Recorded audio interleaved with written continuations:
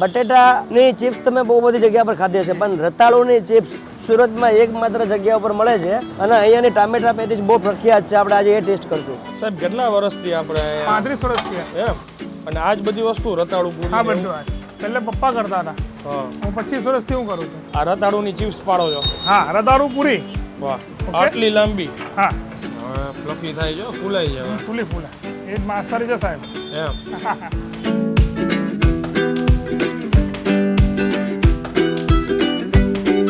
રતાળુ પૂરી અહીંયાની બહુ ફેમસ હતી, પણ આ રીતની જે ચિપ્સ છે મોટી મોટી બ્રાન્ડમાં પણ તમે જાઓ ને તો ચિપ્સ બટેટાની હોય છે. બટેટાની. તો આ રતાળુ ખાવાની પણ મજા આવે અને એક યુનિક ટેસ્ટ મળે. અને આ લાંબી લાંબી અડધા ફૂટની આ રતાળુ પૂરી છે અને એવું નથી કે સ્ટોક રાખી મૂકે છે. અહીંયા આપણી સામે કાપ્યું, જેમ જેમ ઓર્ડર આવતા છે ને એમ રતાળુ કટ કરી અને બનાવે છે. એ વસ્તુ મને પ્લસ પોઈન્ટ લાગ્યા. બટેટાની પૂરી કે પતરીના ભજીયા કયો ઘણી બધી જગ્યાએ ખાધા છે. રતાળુના બહુ ઓછી જગ્યાએ મળતા હોય.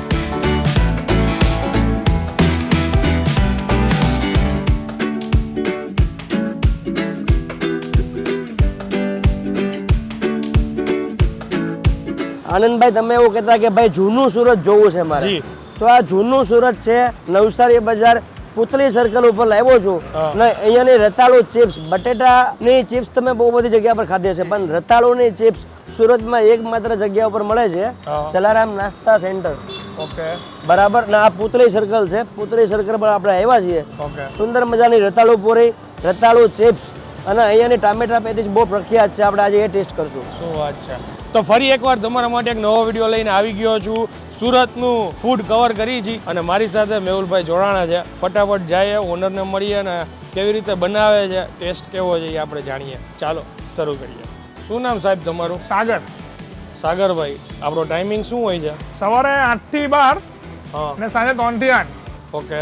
અત્યારે તમે જોઈ શકો છો 12:30 વાગી ગયા છે. ભાઈએ ટાઈમ દીધો છે એનાથી લેટ છે, પણ સ્પેશિયલ રિક્વેસ્ટથી ટૂંકમાં સાહેબ અત્યારે આપણને કરીને બતાવે છે રતાળુ. હાજી. આ રતાળુની ચિપ્સ પાડો છો? હા રતાળુ પૂરી. કેટલી વેરાયટી આપણે રાખી છે અહીંયા? મારી પાસે ટામેટા પેટીસ, રતાળુ પૂરી, રતાળુ વડા, હા સમોસા, બટાકા પૂરી, રતાળુ ચિપ્સ, રતાળુ કન બધું અવેલેબલ મળે. ગોટા, સવારના ફાફડા. આ શું મરી છે? મરીનો પાવડર. સાહેબ કેટલા વર્ષથી આપણે 35 વર્ષથી. એમ અને આજ બધી વસ્તુ રતાળુ પૂરી? હા બધું આ પહેલે પપ્પા કરતા હતા. હા. હું 25 વર્ષથી હું કરું છું. અને ભજીયા જ કહીએ ને એમ? ભજીયા, રતાળુ પૂરી, ટામેટા પેટીસ, રતાળુ ભજીયા. રતાળુ ભજીયા. આને 2 વાર બનાવશે. હા. 2 થી 3 મિનિટ બહાર રાખશે, પછી ચેક કરશે કે તૈયાર થઈ ગઈ, કાચી છે કે નહીં પાકી, હા. પછી ફરી લાગશે. અચ્છા. 12 વાગ્યા પહેલા આવે તો બધી વેરાયટી મળે, બરાબર ને? હા બધું મળે. પછી જે સાંજે 3 વાગ્યા પછી પાછું મળે, 3 થી 8:30. બરાબર. હવે ફ્લફી થાય છે, ફૂલાઈ જાય. ફૂલી ફૂલા એ જ માસ્તરી છે સાહેબ. એમ. રેડી? યસ. આ ટામેટા પેટીસ છે. ભરેલા ટમેટાના હા ભજીયા. ભરેલા ટામેટા. સુરતમાં કોઈ જ નથી બનાવતું આપણા સિવાય. એમ. હા. આ બી તમને કેવું તા લાગે 35 વર્ષ જૂની આઈટમ છે. હા. શરૂઆત કરી હતી ત્યારે કયા ભજીયા બનાવતા? રતાળુ પૂરી, બટાકા પૂરી, સમોસા, ગોટા, દાળવડા. અચ્છા. હા. અને 2 નવી આઈટમ અત્યારે ચાલુ કરી. રતાળુ ચિપ્સ, કન, હા. 2 એક નવી આઈટમ છે અત્યારે. બાકી આ બધી જૂની જ આઈટમ છે, 35 વર્ષ જૂની આઈટમ. રતાળુ પૂરી, ટામેટા પેટીસ.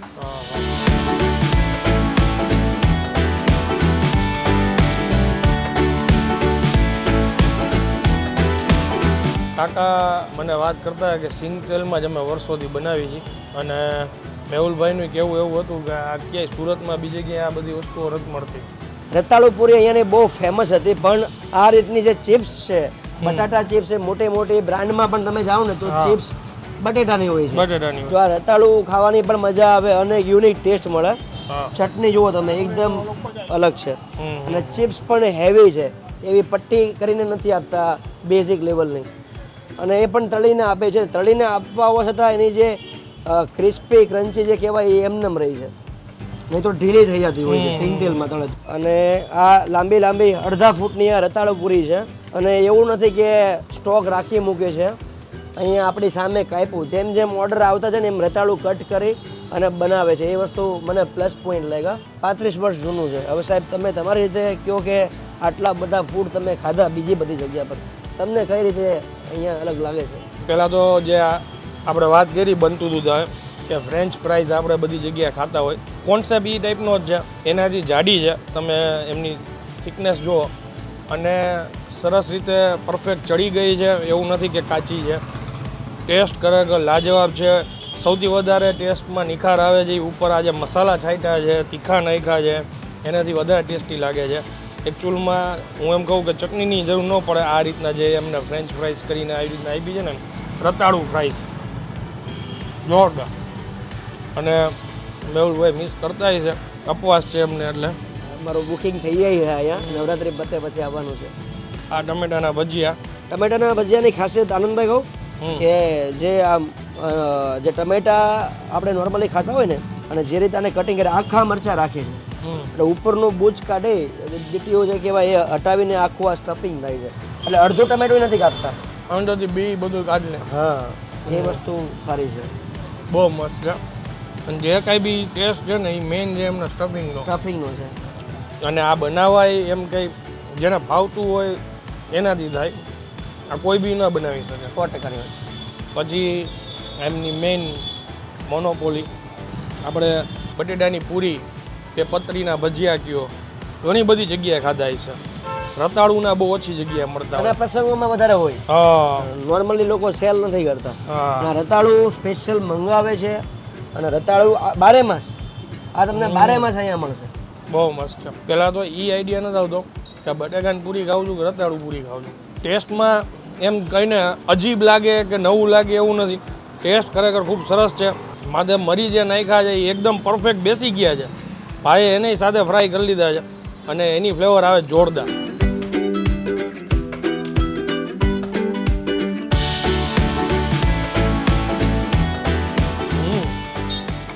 લીંબુ વિનય એટલી પરફેક્ટ છે, જોરદાર છે. બાળકોને આ વસ્તુ ખવડાવી હોય મજા જ આવે. ઠંડી પડે તો બી આ આઈસા બે નરમ નહીં પડી. એમ ચવારે નહીં થાય, નરમય નહીં થાય, આમને આમ જ લાગશે. કલાક પછી ખાવ ને તમે, ઠંડી પડશે, કાચી નહીં લાગે.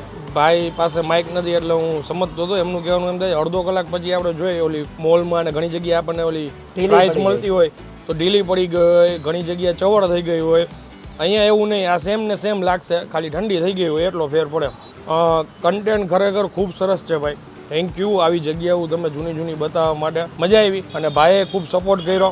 વિડીયો પસંદ આવે તો પ્લીઝ બીજા લોકો સુધી શેર કરી દેજો. સુરત સિટીમાં રહેતા હોય, આ જગ્યાએ આવેલા હોય, બજારમાં અહીંયા ખાતા હોય અથવા રતાળુના ભજીયા ચાખેલા હોય તો મને કમેન્ટ કરીને જરૂરથી જણાવજો. મળીએ જલ્દીથી નેક્સ્ટ વિડીયોમાં. ત્યાં સુધી જય ભારત.